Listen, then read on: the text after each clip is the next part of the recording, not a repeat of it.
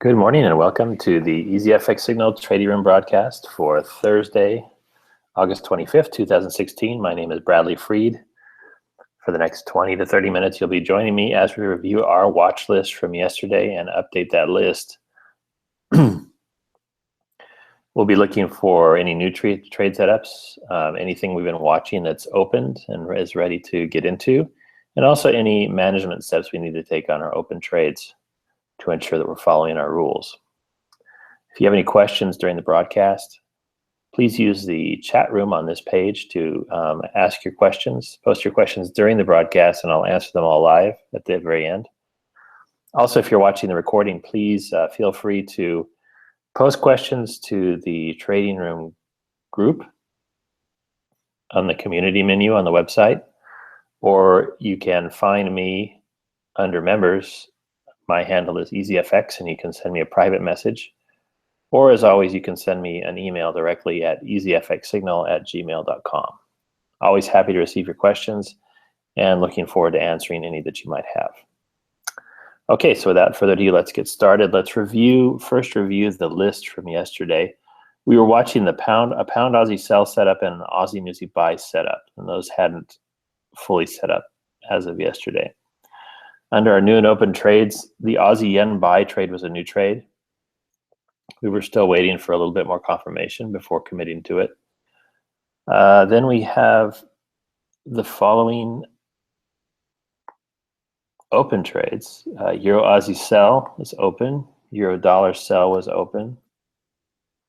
Aussie Swiss buy, Aussie CAD buy, dollar CAD buy, Euro pound sell, pound Swiss buy, pound CAD buy, and pound yen buy. All these were open trades as of yesterday. And anything marked with 2 stars, those are trades that were sent out as trade signals to our members. All right, so let's go ahead and switch over to the charts and start reviewing and seeing where we're at compared to yesterday. Now the market's kind of ebbed a little bit since yesterday. We were having a real strong move at the end of the broadcast in our target direction, and then it seems to have weakened a little bit. Not too concerned about that at this point in general, because this happens, and I'll get into more about why it happens as we review these pairs. But at this point, I'm just holding on to what we've got because I think we're in a good direction. It's going to give back a little bit of what it gave us as it trends higher, trends further. We're looking at the pound Aussie sell first. That's a trade we've been watching.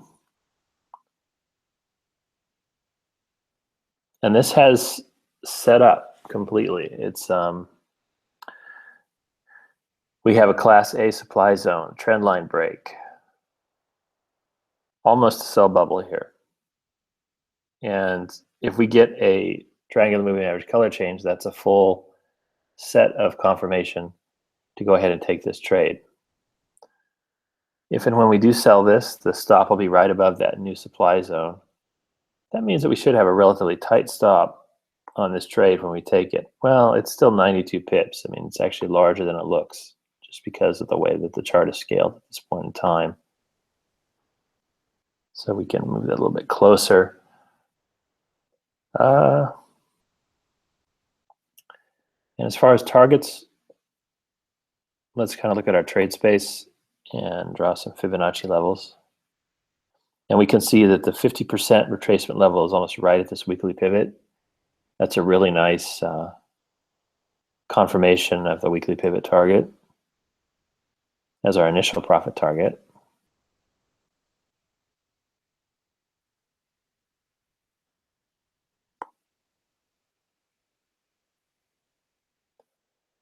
And the final profit target can be the 78.6% retracement level. I think that's fine to use that again.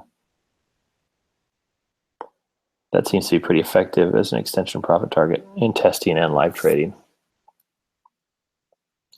And that's where we're at. I really think this trend may have one more surprise for us at least. This is pulling back just like other pound trades are pulling back. And if those decide to go for another pulse in the direction of a trade, then this would get stopped out. So I want to advise caution on getting into that trade a little bit in the form of, is that it? Sorry. Aussie is what we're looking at. I want you to wait for the triangular moving average color change before you get into this trade. If that happens, then I think it's a green light to go ahead and take a first attempt at selling this down to these targets. But I would wait for that confirmation, just because this trend may not be over yet. You know, it may pulse up, make a new high, make a couple of new highs before it actually breaks down. So let's just be careful. But I'm going to go ahead and put this as a new trade on our list, because it's almost there where, according to our rules, it's showing us everything we need. Go ahead and trade it. This is the Aussie Newsy buy. And we're still waiting for this a trend line break on this pair. It looked like it might do it yesterday, and then it fell back and dropped. And it hasn't broken through. So it's not quite ready to go, but it's definitely something I'm interested in. It's had this nice clean trend, a nice clean trend line going down, making lower lows. So when it does break, I think it's going to do a significant bit of retracement for us.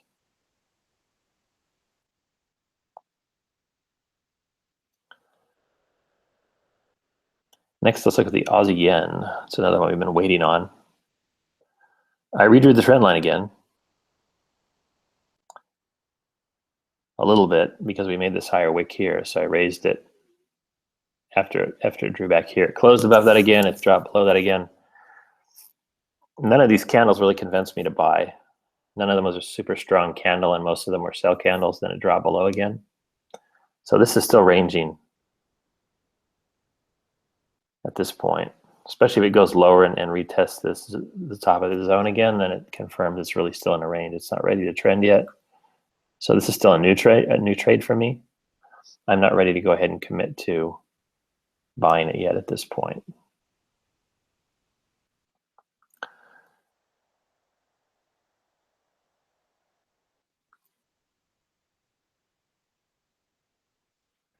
So let's get into our open trades. The Euro Aussie sell is the first open trade I want to look at.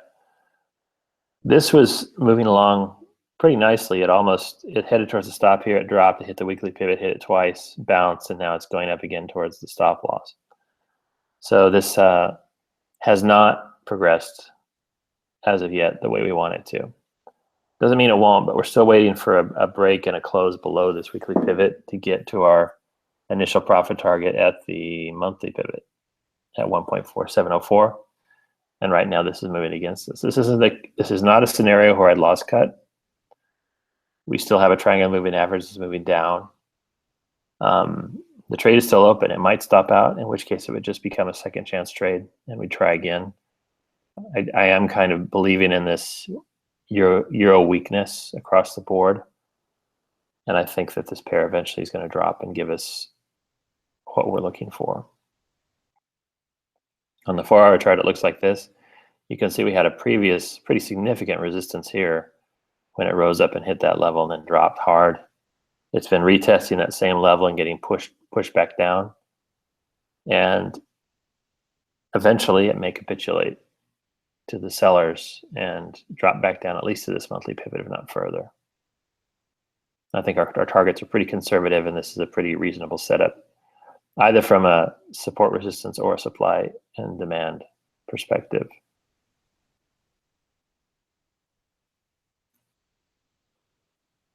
Next, we have the euro dollar sell. And this is also retraced a bit, not as dramatically as the euro Aussie. There's some stuff going on with the Aussie that's augmenting that movement in that case. But we did hit a lower low. We broke through the weekly pivot, and then we had a buy bubble form. And price did react to that buy bubble and moved a little higher. Now the question is it going to drop off again, or is it going to keep going? When it forms another sell bubble, we may see another drop off. At this point, this pair looks to be continuing to trend in a sell direction, and this is simply a retracement as it trends lower. So I'm still holding on to that. Aussie Swiss buy. So our next one. This moved higher. It broke through the weekly pivot. It almost hit the monthly pivot here, and then it dropped back down. This is also an Aussie pair. We'll see if this retracement recovers, if it makes a new high. That's what I'm waiting for next, to see if this trend will resume. And at this point, I'm not too concerned. It's kind of within its ranging price action as it moves higher. And it's just on the getting towards the low end of that movement at this point in time. Next, we have our Aussie CAD buy. This is moving sideways. Monthly pivot is support. Right now, it's a little down.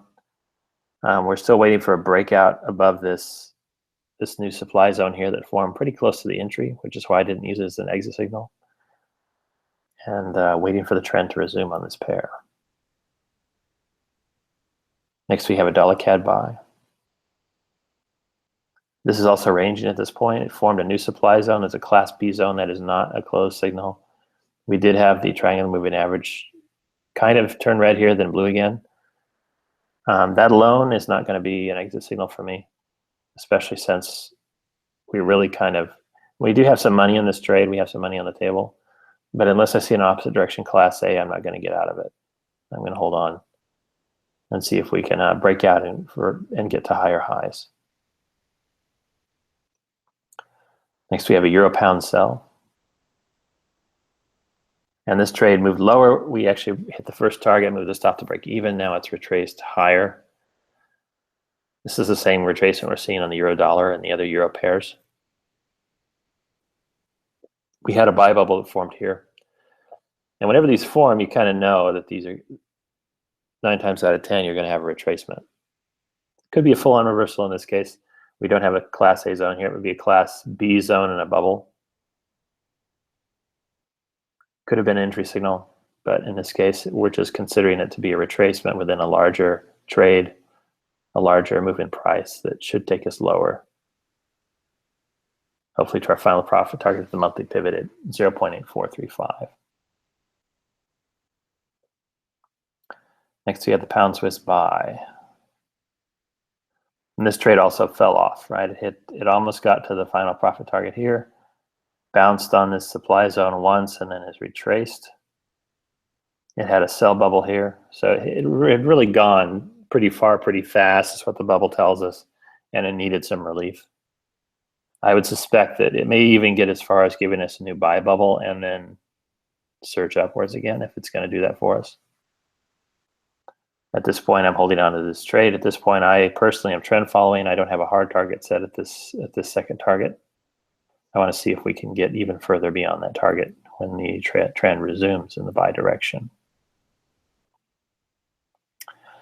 Pound CAD buy is our next one. This has hit its first profit target. The stop is a break even, and it produced an opposite direction Class A zone. That is a closed signal. Now you have 2 options here. You can close the trade on the signal. You can take profit. And that's the most conservative option. Remember that a Class A zone, an opposite Class A zone, is a pretty reliable reversal signal. And if you don't follow it, often you can lose a lot of the profit that you have accumulated on a trade. On the other hand, this is the first one we've seen. And in testing, I've noticed, especially in a strong trend like this pound trend, that a pair will move or will push through these a couple times, and maybe on the third one it starts to falter and start to weaken and let go. That's not a hard and fast rule that I've discovered or implemented. That's simply an observation. But in this case, I'm going to say, given the fact that we got into this trade at about an 82 pip stop. We've already taken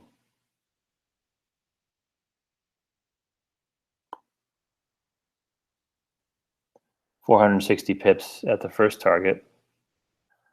Let's go ahead and close this out and take 378 pips for the rest of the trade and just book this as a win for the week. This is a really nice trade.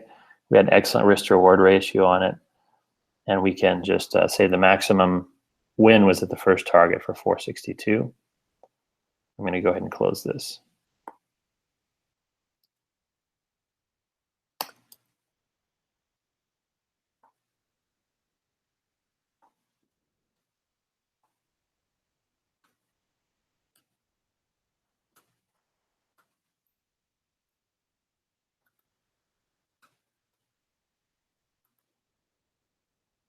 And finally, then we have our pound yen buy trade. Just see how that's doing. So this has moved high. It's shown as class B bearish divergence. We never had a sell bubble on this. It's just moved back to the triangle moving average line. And I'm actually looking for this to rise again. I don't think it's not looking like it's falling. It's just kind of retracing as it trends higher. So no sell signal on this. We're just going to leave it open at this point in time. And I think that pretty much covers everything. There's nothing else that I'm looking at this point in time I want to share. We can kind of look at these charts again like we did yesterday. We'll just scan through them. Nothing there. Not really.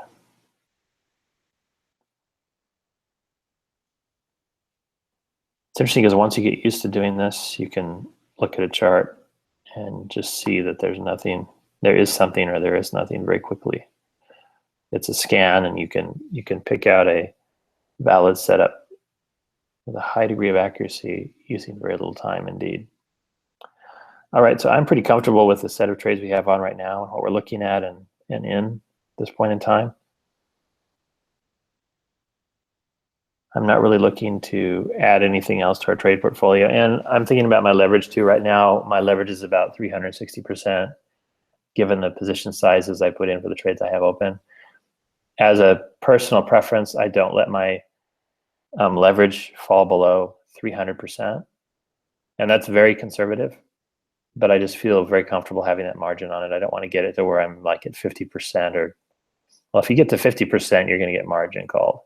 If you're at 100%, you've got a little bit of pad, but you know, even the fact that we're using stop losses and trading our positions, if you don't have that leverage, that can work against you. You just never want to get into a situation where the broker is closing out your positions because your leverage isn't enough because of your available margin and the amount of trades you have open.